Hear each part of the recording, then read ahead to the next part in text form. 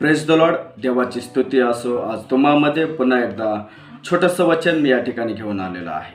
माझा आजचा जो विषय आहे तो विषय आपण आपल्या समस्याचं कारण स्वतः तर नाही ना.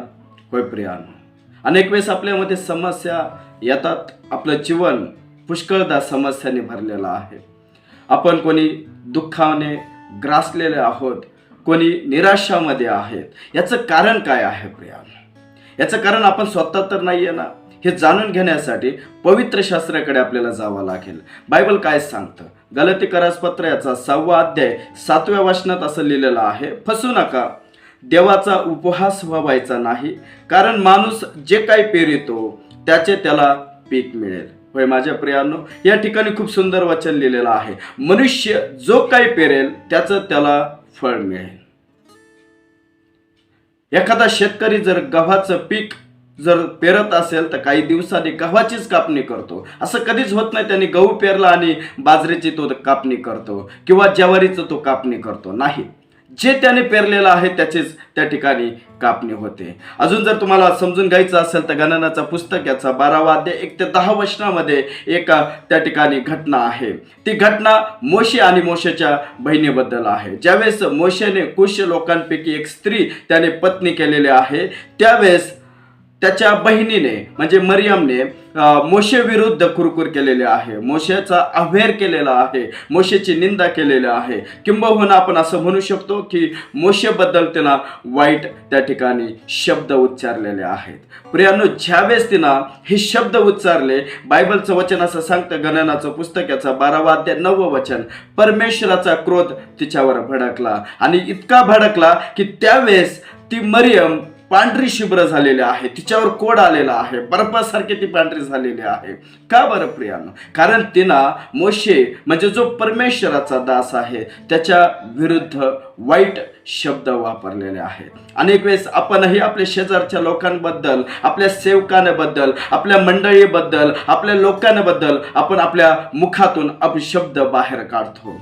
अनेक वेळेस आपण इतरांचा द्वेष करतो, इतरांचा हेवा करतो, इतरांचा लोभ धरतो. अनेक वेळेस आपण इतरांना कोसतो आणि त्यावेळेस माझ्या प्रियांनो काही दिवसाच्या नंतर आपण पाहतो की आपल्यावरही त्याच प्रकारे समस्या येते. म्हणजे वचन सांगण्याचा या ठिकाणी असा प्रयत्न होतो किंवा प्रयत्न करतो की आपण आपल्या समस्याचं कारण आहोत. आपल्यावर जी समस्या आलेली आहे त्याचं कारण आपण स्वतःच आहोत.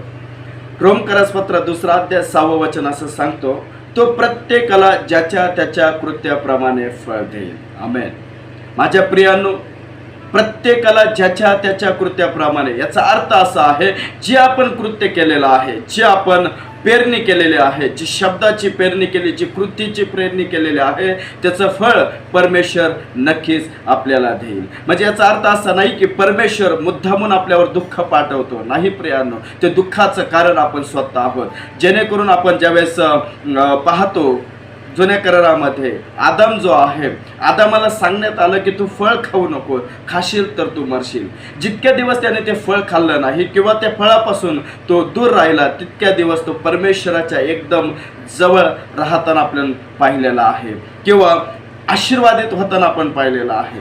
जितके दिवस तो आदम बागेमध्ये होता, जितक्या दिवस परमेश्वराच्या जवळ तो होता, तितक्या दिवस तो एक आत्मिक जीवन जगताना आपण त्याला पाहिलेला आहे. पण ज्या क्षणामध्ये त्याने फळ खाल्लं त्यावेळेस आपण पाहतो की त्यानंतर त्याला एदेन हे बाग सोडावं लागलेले आहे, परमेश्वराची बाग त्याला सोडावं लागलेली आहे, आशीर्वादाचं ठिकाण त्याला सोडावं लागलेलं आहे आणि परमेश्वरापासून दूर त्याला त्या ठिकाणावरून जावं लागलेलं आहे. का? जर त्याने फळ खाल्लं नसतं तर तो बाहेर जाऊ शकला असता का?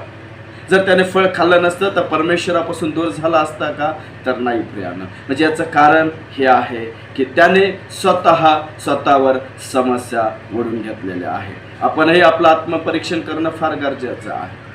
आपण आपल्यावर दुःख आलं तर इतरांना दोष देणं बंद करायचं आहे, परमेश्वराला कोसणं बंद करायचं आहे. अनेक जण जर घरामधला एखादा व्यक्ती मरण पावला असेल तर आपण परमेश्वराला दोष देतो, मी इतकी प्रार्थना करतो, प्रभू मी उपवास करतो, तरी माझा घरातला व्यक्ती कसा मरण पावलेला आहे. प्रियांनो, समजून घ्यायचं आहे, आपण आपल्या समस्याचं कारण स्वतः आहोत. नक्कीच या वचनाच्या द्वारे आपले सर्वांचे आत्मिक नेत्र उघडले असतील. मी विश्वास करतो येणाऱ्या दिवसामध्ये आपण चांगल्या पिकाची पेरणी कराल. वाचलेलं वचन देव बाप आपल्या सर्वांसाठी आशीर्वादाचं करून. आमेन.